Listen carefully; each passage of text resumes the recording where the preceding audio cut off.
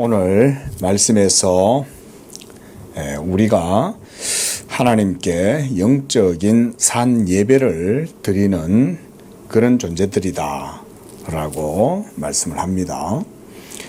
우리가 지난 시간에 산 믿음이다 라는 내용을 잠깐 봤습니다. 이 세상에 있는 사람들이 교회 다니는 분들도 잘 인식을 못하는 것 가운데 하나가 뭐냐면 우리는 다 아담 안에서 죽었다 라고 하는 이 좀 철학적인 표현이라도 실존, 이게 실존이죠. 사실은 실존이라는 게 리얼리티, 실존성이라는 게 딴 거 아닙니다. 세상에서 철학에서는 실존성 이러면 인간의 주체성을 강조하고 인간 존재의 의미나 의 이런 걸 얘기할지 몰라도 기독교와 우리가 기독교 신학에서 예를 들어서 실존이다 이런 말을 하면 그건 딴 거 아니고 인간의 죽음, 인간의 하나님 앞에서의 영적 상태 그 자체 이런 의미예요. 복잡하게 생각할 거 없어요. 그러니까 우리는 하나님의 생명의 말씀에서 떠나 있어서 영적으로는 죽었다 이런 말인 거죠. 여기에 화병이 있고 거기에 장미꽃을 꺾어서 우리가 담아놨다고 쳐봐요. 사실 그 장미는 죽었죠. 우리 다 똑같은 거예요. 우리가 아담의 생명의 그런 유전을 받아가지고 태어났다 한들 살다가 이리 치고 저리 치고 그러면서 그냥 살다가 죽잖아요. 이름을 남긴들 호랑이는 가족을 남기고 사람은 이름을 남겼다. 그게 뭐예요? 그렇게 대단한 의미가 있습니까? 그러니까 그런 거에다가 어쨌든지 의미를 두려고 인간들은 아등바등 그러거든요. 그래도 나는 살았지 않냐. 죽으면서도 그러잖아요. 나 괜찮게 살았어? 이러잖아요. 자기가 괜찮게 살았다라고 하는 그런 자부심이나 그런 의지가 마음속에 일어나는 것도 그냥 실존의 한 경향일 뿐이에요. 그래 따지면 제가 너무 비판적으로 비평적으로 말씀을 드리니까 어떤 분들은 그렇게 얘기하냐. 사실은 예수 생명 없으면 그거보다 더 비평적으로 말해도 됩니다. 뭔 의미가 있습니까? 어릴 적에 참 부모님들이 제가 어릴 적에 해도 요즘은 세상이 성경이 말하는 대로 너무 악해져 가지고 무섭잖아요. 불과 10년 전에 상상하기 어려운 일들이 지금은 현실이 됐죠. 남자 여자 동성애 이런 거 지금 이제는 공공연하게 그냥 옛날 같으면 한 20년 전만 해도 생각도 못할 일들이잖아요. 소돔과 고모라가 성경 속에 나오니까 그게 무슨 옛날에 무슨 사가 같고 설화 같고 그렇습니까? 아닙니다. 인간 실존을 그대로 보여주는 거예요. 여러분들도 예수 안 믿고 하나님 말씀 없고 믿음 없이 살아보세요. 그냥 똑같이 그렇게 사는 겁니다. 그러니까 우리가 예수 믿는다라고 하는 것 자체를 얼마나 하나님께 감사해야 될지 몰라요.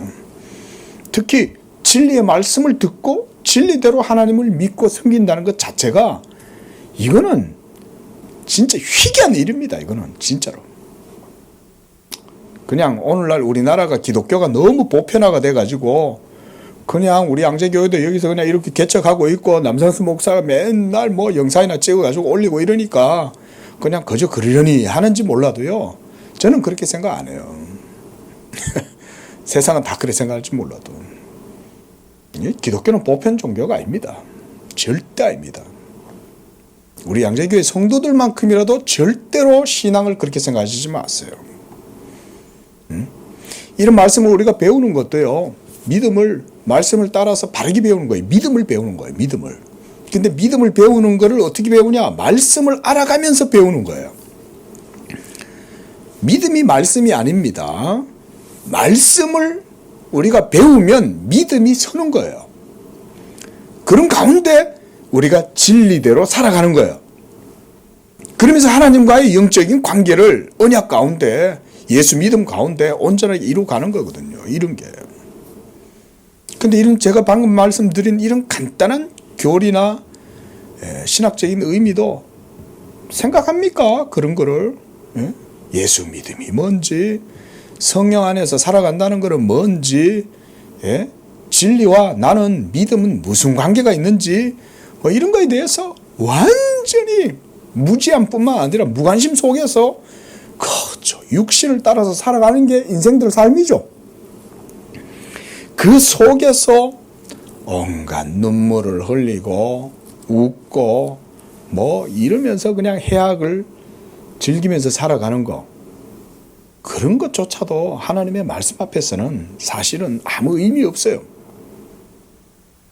이런 정도까지 믿음을 인식하셔야 전도서 말씀이 그제서야 바르게 이해가 되는 거예요. 전도서에서 뭐라 그래요? 있는 그대로 인간 실존을 얘기하잖아요. 헛되고 헛되니 모든 것이 헛되고 헛되다. 이 말은 그냥 어떤 레토릭이나 무슨 문학적 그런 수사법이 아니에요. 있는 그대로 표현한 거예요. 여러분, 성경을 그렇게 아셔야 돼요. 진짜 하나님을 경외함과 예수 믿음이 없이는 헛되고 헛되니 모든 것이 헛되고 헛되다. 모든 게 다 헛된 거예요. 부귀영화를 누림도 헛되고, 박사학위를 막 서너 개를 따고, 언어를 7개, 8개를 하고 해도 예수 모르면 헛된 거예요. 지 아무리 똑똑한 거 자랑해도 똑똑한 것도 예수 없으면 좀 있으면 썩어요. 아인슈타인의 뇌는 어디 있습니까? 그렇게 똑똑하다는 그런 사람들은 다 어디 갔습니까? 다 무덤이 있지. 자, 삶-믿음. 이게 하나님과의 영적인 진리 안에서 하나님과 영적인 삶-믿음 가운데에서 하나님을 섬기는 거. 이런 게 얼마나 중요한지 몰라요. 자, 오늘은 그래서 하나님의 자비의 복음이다 그랬습니다. 본문 말씀에도 보면 사도 바울도 내가 하나님의 모든 자비하심을 따라 너희를 구원한다 그랬습니다. 바로 이런 예수 믿음의 생명, 진리, 그 가운데 우리가 하나님을 섬기고 살아가는 삶, 이런 모든 것들이 다 어디에 달려 있다는 겁니까? 하나님의 자비하심에 달려 있다. 최소한 칼빈이 강조하는 복음의 핵심은 뭐냐? 하나님의 자비하심이다. 하나님의 자비하심. 우리가 예수님을 믿게 된 것도 하나님의 자비하심이요. 우리가 하나님의 택하심을 따라서 성령으로 살아갈 수 있는 것도 하나님의 자비하심 때문이요. 이 패역하고 어두운 세상 속에 앞서 말씀드렸듯 얼마나 세상이 지금 흉폭해졌습니까? 그죠? 오늘도 뉴스에 보니까 저 어디 체코인가 총기 난사로 그냥 열 수십 명 또 총으로 난사해가지고 죽이는 세상 안 됐습니까? 예? 이런 세상이 실존인 거예요, 이게. 이런 게 실존인 거예요. 이런 게. 예? 이런 세상 속에 살면서도 내가 총을 안 맞고 내 가족이 피해를 안 입으니까 한국에 있는 사람들은 크리스마스를 막 향연을 즐기면서 지내고 있겠죠. 예수님하고는 아무 상관없는 향연에 젖어 들어가지고, 그러면서 그냥 그러고 살겠죠, 지금도. 예수님 오실 때까지 세상은 그렇게 삽니다. 성경은 그렇게 얘기하죠, 그죠? 노아의 홍수가 임하는 바로 그 시간까지 세상 사람들은 시집 가고 장가 가고 술 마시고 놀고 그냥 낚시도 다니고 다 그러고 살았다는 거예요. 그게 오늘날이라고 다릅니까? 오늘날도 똑같아요. 저쪽에 전쟁이 나도 여기 전쟁 안 났으니 아무 양심에 거리낌도 없고 두려움도 없어요. 그냥 다 그러고 살아요. 왜 그러고 살겠습니까? 영적으로 죽어 있으니 그런 거예요. 영적으로 죽었으니까 생각을 못 하는 거예요. 내 일이 아니고 남의 일이고 이런 생각하니까. 무엇보다 역사의 주관자요 심판자이신 하나님에 대한 두려움을 하나도 안 가지고 살아요. 누가 하나님을 두려워하고 살아요 요새? 하나님의 자비가 하나님의 복음, 우리의 영적 생명의 모든 교리의 근간이 되는 게 바로 하나님의 자비입니다. 기독교 신앙은 이런 거예요. 우리가 하나님을 인격적이다 그러잖아요. 그렇죠? 이런 게 하나님 인격 아니겠어요? 근데 자비라고 해서 어디 대웅전에서 대자 대비하신 부처님 그 자비하고 틀린 그거 아니에요. 거기에 자비는 부처가 내가 부처예요. 예? 아무리 그 돌부처가 앉아 있어도 그건 사실 부처가 아니에요. 진짜 부처는 누구냐? 내가 부처라고 얘기하죠. 이런 거가 이제 불교는 그래 따지면 그냥 철학 정신이에요. 사실은 철학을 종교적으로 표현하는 것일 뿐이죠. 내가 부처의 자리에 들어가 가지고 내가 부처가 어느 순간 될 정도까지 되면 그 사람은 득도한 거죠. 그게 열반에 이르는 거거든요. 그래 따지면 깨달음에 도달하는 거 아닙니까? 내가 부처가 되는 순간 그건 결국 내가 신화가 되는 거 아닙니까? 그래 따지면 기독교 용어로 하면. 근데 기독교는 절대 그런 거 아닙니다. 이런 거는 기독교하고는 하늘과 땅 차이로 틀려요. 자비라는 말을 거기서 쓴다고 거기도 무슨 인격적인 신이 있는 게 아닙니다. 그저 자비의 개념을 자기 속에서 끄집어내 가지고 그러는 거죠. 우리 기독교에서 자비란 바로 천지 만물을 창조하신 하나님 그분의 창조 행위 그 자체부터 벌써 자비입니다. 하나님이 세계를 창조하신 것도 우리가 신학적으로 깊이 사색하고 하나님의 말씀을 깊이 묵상해 보면 결국 하나님의 무한한 자비하심이 창조 가운데 벌써 드리워져 있는 거예요. 그리고 그 가운데에서 또 아담을 부르셔서 하나님의 자비하심으로 또 언약을 맺으려고 그러시는 거예요. 아담이 불순종하고 범죄하였을지라도 또 하나님의 자비하심이 그보다 더 깊어서 벌써 아담이 타락하고 불순종하고 범죄할지라도 하나님의 자비는 영원 전부터 있어서 그리스도 예수 안에서 벌써 하나님이 딱 자기의 자비하심을 따라 미리 아심받은 자들을 택하신 거예요. 창조도 하나님의 자비고 인류가 타락했을지라도 하나님의 자비하심이 크기 때문에 벌써 창세전에 벌써 예비해 놓는 거예요. 예비해 놓으시고 그 자비하심을 따라서 그리스도 안에서 우리를 택하셔서 부르시는 거예요. 그리고 예수 그리스도가 하나님의 자비하심을 따라서 이 세상에 오셔서 우리를 위한 모든 구원의 의를 이루시는 거예요. 그걸 이루시자 또한 하나님의 자비하심으로 그것이 우리에게 또 전가되는 거예요. 그 의가 전가될 때 그 믿음으로 생명을 누리고 성령의 새롭게 하시는 은혜가 우리에게 또 주어지는 거예요. 전체 모든 기독교 교리 체계 가운데 모든 동기는 다 하나님의 자비하심이다. 이런 내용이죠. 473장 한번 읽어 나가겠습니다. 오늘 짧아서 자 3절입니다.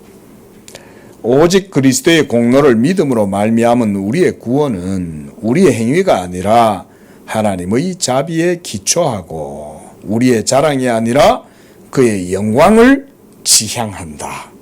우리가 그 충만하신 자비를 만약에 경험한다 하면 생각해 보십시오. 그러면 그 자비를 인식하고 경험을 할 때 우리의 속사람은 우리의 영혼은 어떻게 될까요? 하나님을 향하여 자연스럽게 감사하게 되겠죠. 그 사랑의 물결이 영원토록 내 영혼을 덮으소서. 이 하나님의 자비하심에 큰 빛을 받아 누리면 우리가 가만히 있을 수 있겠습니까? 그렇죠? 예? 좀 그런 게 떠오르는데요. 빨갛게 달아있는 우리가 쇠국자를 한번 세워보자. 쇠국자. 이 국자가 빨갛게 달아있어요. 거기에 물 한 숟가락을 이렇게 그 국자 속에다 집어넣어 놓으면 그 물이 그냥 가만히 있을 수 있냐고요. 가만히 있을 수가 없잖아요. 그랬다 지금. 자, 한번 읽어봅시다. 나는 단지 맛을 보이기 위해서 이러한 몇몇 소수의 말씀들을 제시했다. 만약 모든 것을 다루려고 했다면 큰 책으로 엮어졌을 것이다. 사도들이 전하는 모든 말씀에는 훈계와 권고와 책망이 가득해서 하나님의 사람은 그것들을 통해 가르침을 받아 모든 선행에 이르게 된다. 그러나 사도들은 어느 곳에서도 공로에 대한 언급은 하지 않는다. 오히려 그들은 우리의 구원이 서 있는 곳은 우리의 어떤 공로도 아닌 오직 하나님의 자비라는 사실로부터 그들의 가장 강력한 권고를 이끌어낸다. 이와 같이 바울은 그의 서신 전체를 할애하여 그리스도의 의의가 없다면 우리에게는 삶의 소망이 전혀 없다는 것을 보여주고 구체적으로 권고할 때 하나님이 우리에게 부여하신 자비로서 우리에게 간청한다. 과연 하나님이 우리 가운데 영광을 받으셔야 한다는 한 가지 이유만 있으면 충분하다. 만일 아직도 하나님의 영광이 그리 큰 감동이 되지 않는 사람들이 있다면 그들에게는 하나님의 은총에 대한 기억만으로도 선행에 박차를 가하는데 충분할 것이다. 그러나 공로를 부과함으로써 필수적이지도 않은 모종의 노예적이고 억압적인 율법에 대한 복종을 이끌어내려고 억지를 부리는 자들이 있다. 그들은 다른 사람들이 자기들과 같은 길에 들어서지 않기 때문에 선행에 이르는 권고를 받을 기초조차 갖추지 못하고 있다고 애둘러 거짓말을 한다. 마치 그러한 복종에 있어야 하나님이 사랑하시는 즐겨내는 자가 되기라도 하듯이 그렇게 하지 않으면 인색함으로나 억지로 내는 자라도 되듯이 그런데 그들이 말하는 억압된 복종이야말로 하나님이 기뻐하지 않으시는 것이 아니냐. 자, 이 논지를 우리가 다시 한번만 확인을 하고요. 자, 2절, 우리가 요 앞에 이제 1절과 2절을 봤죠. 지금 16장인데요. 뭐였습니까? 행위에 대한 강조를 한다는 거죠. 근데 행위에 대한 강조를 하면서 믿음의 가치도 인정하는 듯 하면서 어떻게 한다는 거예요? 믿음이 전부가 아니라 행위도 따라야지. 이렇게 말한다는 거죠. 이거 신앙생활 하시다 보면 교리 공부를 안 하면 누구라도 이런 오류에 빠질 수 있습니다. 이거 보편적인 오류입니다. 사실 칼빈 시대 때뿐만 아니라 오늘날도 그래요. 하나님을 모르고 그저 그냥 종교생활 하는 거예요. 종교생활. 그러니까 진리도 별로 뭐 중요하게도 생각도 안 해. 교리도 별로 중요하게 생각지도 안 하고 그냥 지 믿고 싶은 대로 믿고 하나님은 뭐 기도는 하겠어요. 그러고 있으니. 지금 칼빈의 논지는 그거예요. 믿음만으로 충분하다는 거예요. 믿음만으로 하나님의 모든 진리에 부합하고 하나님의 모든 그 진리의 의미도 그 속에서 다 온전케 된다. 근데 지금 이 믿음을 반박하는 사람들의 논리가 뭡니까? 믿음도 좋고 또 행위도 있어야 되지 않냐? 우리도 이거 칼빈도 말했죠. 1절에서 그죠? 내가 이 말 나도 부정하지 않는다는 거죠. 우리도 당연히 행위 강조하죠. 행위 없는 믿음은 죽은 믿음이다. 그래서 우리가 지난주에 제가 여기서 산믿음 이거 썼어요. 그렇죠? 산믿음이다. 살아있으니 물을 거슬러서 헤엄치고 올라가는 거죠. 살아있으니까 움직이죠. 살아있으면. 행위가 산믿음과 양면에 동전의 양면처럼 딱 붙어 있는 건 사실이죠. 하지만 사실은 믿음이 먼저죠. 믿음이 먼저일 뿐만 아니라 이게 살아있으면 이건 자동으로 따라오는 거죠. 근데 이 사람들은 지금 뭐라고 비난한다는 거예요? 믿음으로 말미암는 칭의만 강조를 하면서 행위를 왜 강조하지 않느냐라고 시비를 거는 거예요. 우리 행위 강조한다는 거예요? 안 한다는 거예요? 우리는 당연히 행위가 같이 강조되죠. 그죠? 제가 방금 말씀드렸잖아요. 산 믿음은 행위는 자동적으로 같이 따라와요. 그런데 이렇게 얘기하면 또 뭐라 그러냐? 그 행위 강조한다 그랬네. 그러면 그 행위를 해야 구원받는 거 아니냐? 이런 논리가 아니다 이 말인 거예요. 그러니까 성경 공부를 안 하면, 이런 거를 공부를 안 하면 이해를 못 하는 거예요. 그러니까 모아이면 도지 이렇게 생각하는 거예요. 논리를. 이 성경적인 이해를 가지고 신앙의 사색을 못 하니까 행위 아니면 믿음이지 뭐. 믿음 아니면 행위지 뭐. 모아이면 도지. 이런 정말 단세포적인 이런 생각을 한다 이거죠. 제가 뭐라고 달았어요? 산 믿음이라 그랬잖아요. 믿음이 살아있으면 움직이죠. 근데 움직이는 게 뭘 근거로 해서 움직인다는 거예요? 하나님의 말씀을 근거로 해서 움직일 거 아닙니까? 그게 산 믿음이니까. 하나님 말씀을 근거로 해서 살아있으면 당연히 말씀을 따라 사는 건 당연하죠. 지금 칼빈의 논적들이 주장하는 바가 한마디로 이런 거예요. 믿음만 있어서는 안 되고 행위도 같이 있어야지 라고 말은 하는데 믿음의 가치는 어떻게 해버려요? 격화시켜 버리는 거예요. 그런 얘기입니다. 지금 자 넘어가 보겠습니다. 자, 474쪽 두 번째 문단. 단언컨대 성경이 모든 방면에서 우리를 각성시키는 방법을 우리가 결코 간과하는 일이 없게 하려고 빈번히 사용하는 일종의 경고를 나는 경멸하지 않고 무시하지도 않는다. 우리가 보듯 하나님께서 각 사람에게 그 행한 대로 보응하시되 라는 말씀이 이런 권고를 상기시킨다. 그러나 나는 이 권고가 유일하다고 보지 않고 심지어 많은 것들 중에 으뜸가는 것이라고 보지 않는다. 또한 우리가 그것을 출발점으로 삼아야 된다고도 여기지 않는다. 나아가 나는 그것이 우리의 대적자들이 선포하는 종류의 공로를 지지하는 데에는 하등 도움이 되지 않는다고 주장한다. 이에 대해서 이후에 살펴볼 것이다. 3권 18장 3절이라고 밑에 이제 줄을 달아 놓으셨어요.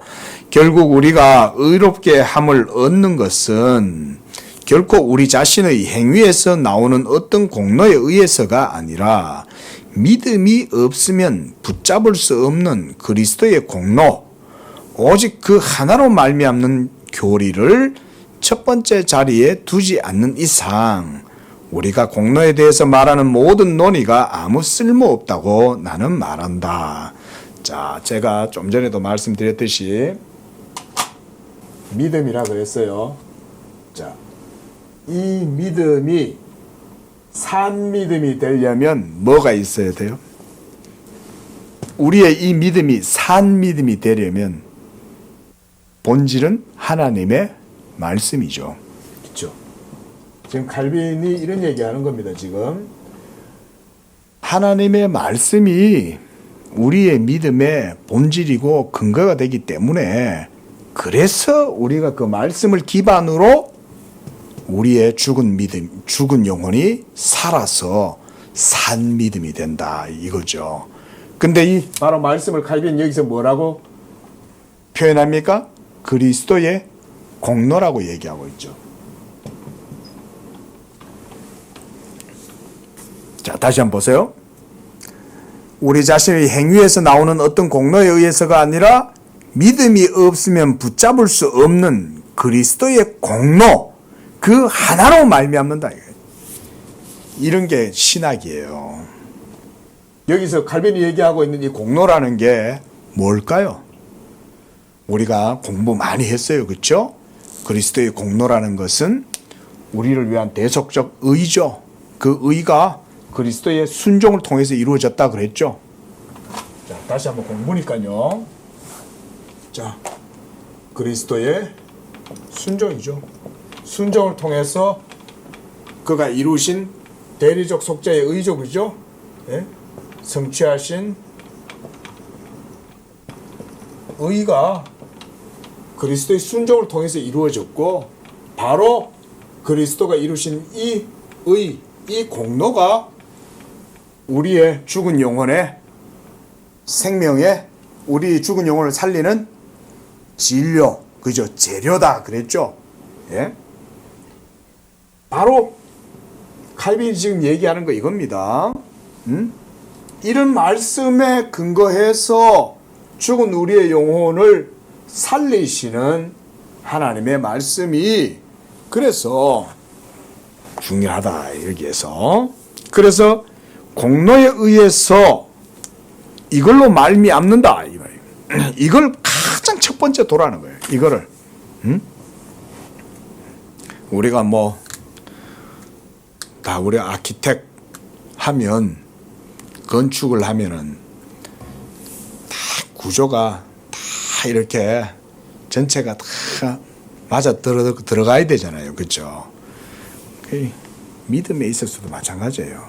예수 그리스도의 공로가 그 모든 것의 기초가 되는 거죠. 자, 왜냐하면 먼저 이 교리를 속으로 섭취하지 않으면 그 누구도 거룩함을 추구할 자격을 갖출 수 없기 때문이다. 당연하죠. 우리의 모든 의는 어디서 나와요? 우리 자신들의 종교적 열정, 우리 자신들의 신앙의 열정, 의지 이런 것에서 나옵니까? 그게 아니라는 거죠. 우리가 기독교 강요하면서 이제 이런 거 배워야 돼요. 이런 걸 배우는 거예요. 지금 이 시간에요. 자, 이 죽은 여러분들의 영혼을 살리는 하나님의 말씀이 예수 그리스도의 이 구속적 공로를 통해서 모든 의가 순종을 통해 이루어짐으로써 그 이루신 의가 바로 우리의 의가 되는 거죠. 그죠? 제일 밑에 줄 보십시오. 세 번째 줄. 교황주의자들이 공로가 있다고 여기는 하나님에 대한 경외는 공로라는 말로 헤아려져서는 안 된다. 왜냐하면 경외는 죄에 대한 은총과 사함에 기초하고 있기 때문이다. 좀 전에 어떤 분이 SNS에서 제가 이제 달아놓은 글에다가 제가 이제 페이스북에 글도 이렇게 올리고 하거든요. 그 밑에 하나님의 경외에 대해서 이렇게 얘기를 하더라고요. 그래서 제가 딱 요 얘기를 했어요. 경외보다 좀 더 정확하게 경외라는 말보다 예수 믿음이라고 표현해라 그랬어요. 제가 딱 요 얘기였어요.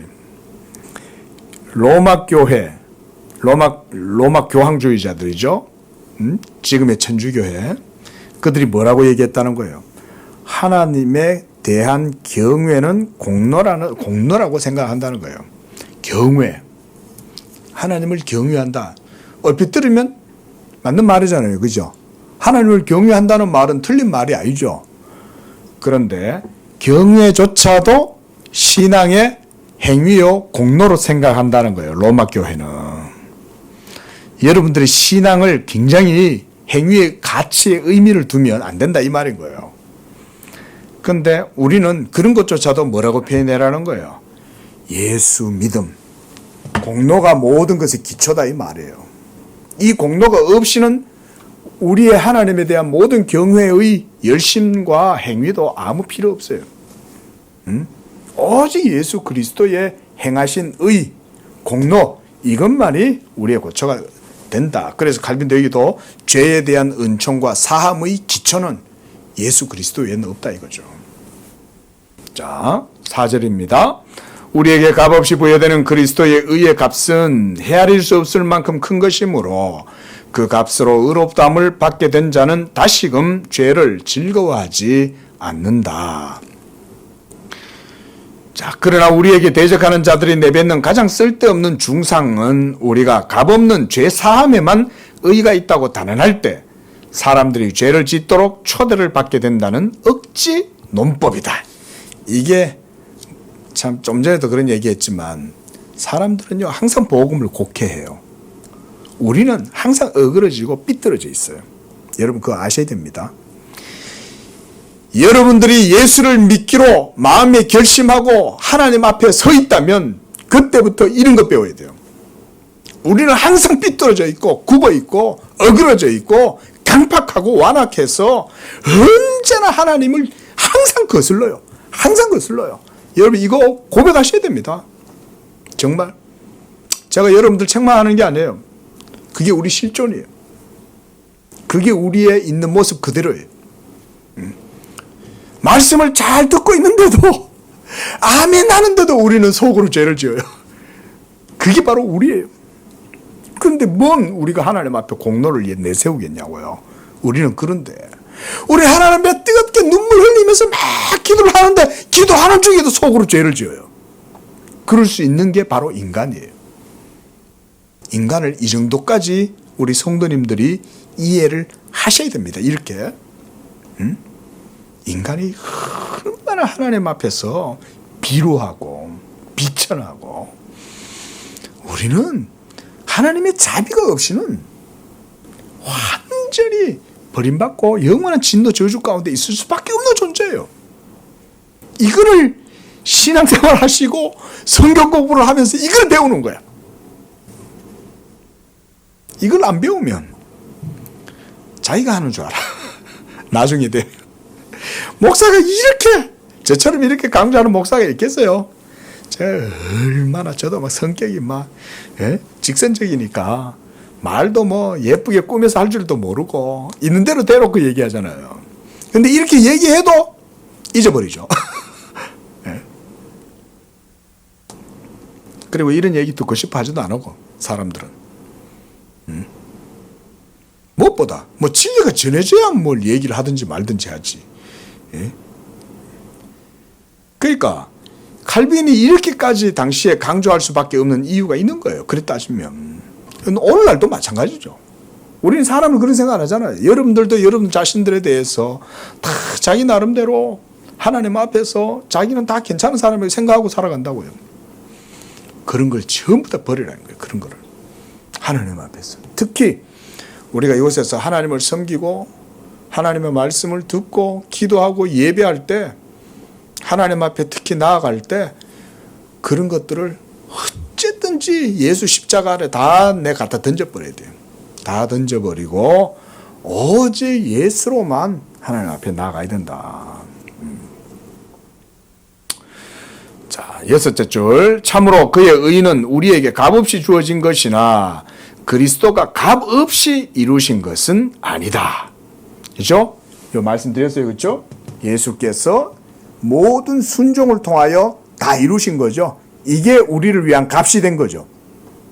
우리는 값이 없어요. 우리는 구원받는데 행위의 값이 없습니다. 하지만 우리가 그런 값 없는 구원을 얻기 위해서 그리스도가 모든 값을 지불한 거예요. 이런 게 이제 우리가 바른 교리의 이해죠. 그죠? 그래서 그는 가장 거룩한 자기의 피를 값으로 치르시고 그것을 값비싸게 사셨다. 은혜로운 글이다. 그죠? 정말 은혜롭죠. 이것 때문에 우리가 구원받는데 그러니까 이거 감동을 해야 되는 거예요. 이 피 외에 어떤 속전으로도 하나님의 심판을 만족시킬 값이 충분하지 않았다. 사람들이 이에 대해 배우게 되면 자기들이 죄를 지을 때마다 가장 거룩한 저 피가 흐르게 되고 그들 자신에게는 그것을 막을 방도가 없다는 걸 깨닫게 된다. 나아가 우리의 더러움이 너무 엄청나서 가장 순수한 이 피의 셈이 아니고는 어디서도 씻을 수 없다는 것도 알게 된다. 사람들은 선행을 뿌림으로써 죄가 정결해진다는 말을 들을 때보다 이 말을 들을 때 죄에 대한 두려움을 훨씬 더 크게 마음속에 품지 않겠는가. 그래서 교회는 오로지 복음만 전해야 된다 이 말인 거예요. 교회는 오로지 복음만 전해야 됩니다. 오로지 그리스도의 피 위에 그리스도의 공로 위에 교회가 세워져 있는데 그거 외에 뭔 다른 얘기를 하겠냐고요.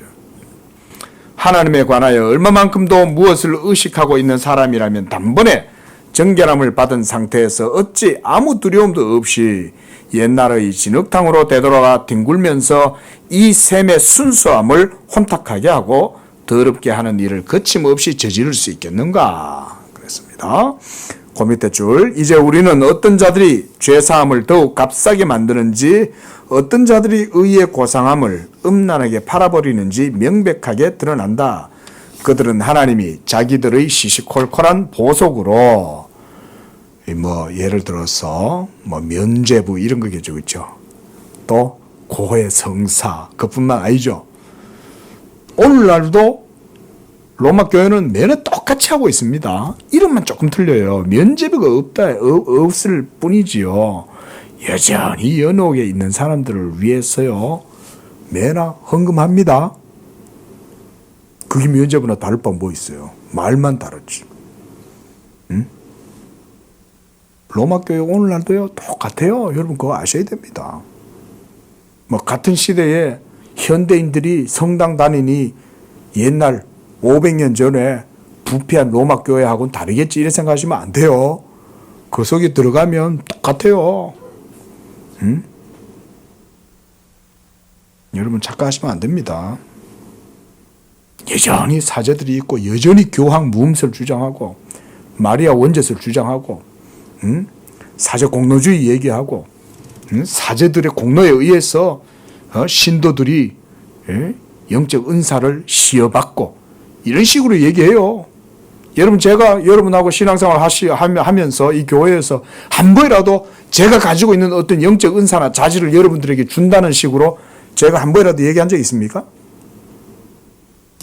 그런 일이 있었다면 저는 저주를 받는 거예요. 하나님 앞에.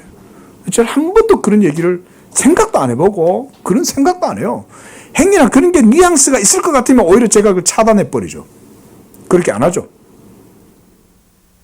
근데 성당 다니는 사람들 보세요. 심지어 성당 다니는 사람들은 제가 목사라고 알면요. 신부들하고 비슷하게 저를 대해요. 영험하게 대해요. 영험하게. 이분은 성직자니까 뭔가 좀 다른가 보다. 다르기야 다르지. 하나님의 부르심이 있으니 사실은 사제보다 1000번 100번 낫지. 사실은. 제 길거리에 신부들이나 수녀들이 다닌다고 해서 제가 그냥 동네 사람이에요. 저한테는요. 그분들은. 그냥 절간에서 그러면서 도 닦는 사람들이나 다를 바 없습니다. 제가 그분들을 모독하는 게 아니에요. 진리에 근거해서 보면 똑같아요. 다를 바도 없어요. 오히려 목사는 비교할 수 없을 정도 더 낫습니다. 사실. 제 자신이라서 그런 게 아니라 복음을 전하는 목사면 그들보다 수천 배는 나아요. 그렇게 따지면요. 그만큼 차이가 크다 이 말인 거. 그만큼 차이가 크다. 아셔야 됩니다. 우리 교회야 제가 너무 이런 얘기를 많이 해서 죄송합니다만은 이거 듣는 성도들이 혹시 있다면 반드시 그렇게 기억하세요. 제가 종교에 대한 배타성을 얘기하는 거 아니에요. 절대 그런 거 아닙니다. 오로지 하나님의 진리에 근거해서 다 얘기하는 거예요. 진리는 분명히 그래요. 그래서 그 밑에도 네 번째 밑으로 내려와서 너무나 하나님을 거슬러 위반한 것이 너무 중하여서 아무것도 아닌 이런 보석으로 사해줄 수 없다. 아무것도 아니죠. 어떻게 면죄부로 사람의 죄를 씻고 어떻게 면죄부로 지옥에 있는 사람들을 연옥에 있는 사람들을 끄잡아내 갖고 낙원으로 보내냐 이 말인 거예요. 말도 안 되는 얘기라는 거죠. 새빨간 거짓말이죠. 복음이 안 전해지면 로마 카톨릭이 그저 기독교하고 비슷하다 생각합니다. 가끔가다 목사들조차도 그렇게 얘기하는 사람이 있습니다. 여러분. 그럴 땐 진짜 같은 목사로서 뒤통수에 한 대 때리고 싶은데 그런 게 목사라고 가가지고 교인들한테 주일날 가갖고 말씀 전할 거 아니에요. 로마 카톨릭도 기독교라고 봐요. 로마 교회는 기독교가 아닙니다. 로마 교회는요. 그냥 기독교의 이름을 쓴 그냥 다른 종교예요. 왜냐하면 물음은 오직 그리스도의 피의 특권이기 때문이다. 물음, satisfaction 그랬죠, 그렇죠? 만족 그랬습니다. 그들은 의가 결여되어 있다고 하더라도 보석의 행위에 의해 회복되고 요리 생각한다는 거예요. 그 뭐 피 좀 뭐 예수 믿음 좀 덜 믿고 대신 다른 걸로 퉁치면 되지 않냐 이런 말이죠. 다른 걸로 퉁치지 뭐 뭘로? 행위로, 수고로, 열정으로, 헌금으로, 선행으로 퉁치면 안 됩니까? 이런 걸 하나님은 안 받으신다, 여러분. 그래서 우리의 의가 더없이 값지기 때문에 어떤 행위로도 대체되지 않는다고 얘긴다. 그러므로 그것을 회복하려면 오직 하나님의 자비를 도피처로 삼아야 한다. 죄사함에 관한 그들의 사안들은 다음 장에 속한다. 그랬습니다. 자, 뭐 제가 오늘 조금 흥분을 해갖고 네, 좀 죄송합니다. 기도하겠습니다. 자비로우신 주 하나님 아버지, 우리에게 구원 얻는 이 진리를 주심을 감사합니다. 하나님, 우리가 이 땅에서 예수 믿는 하나님의 사람으로 부르심을 받고 이제 저 하늘 본향을 향하여 날마다 정말 나그네로서 이 땅 가운데 살아갈 때 오직 예수 그리스도의 의만을 우리의 자랑으로 삼고 하나님의 자비하심을 향한 깊은 확신 가운데 그것만을 굳게 붙들고 복음의 그 은혜 안에서 믿음으로 하나님께 영광을 돌리는 그런 삶을 살아가도록 축복하여 주시옵소서. 걸어가신 예수님의 이름으로 기도합니다. 아멘.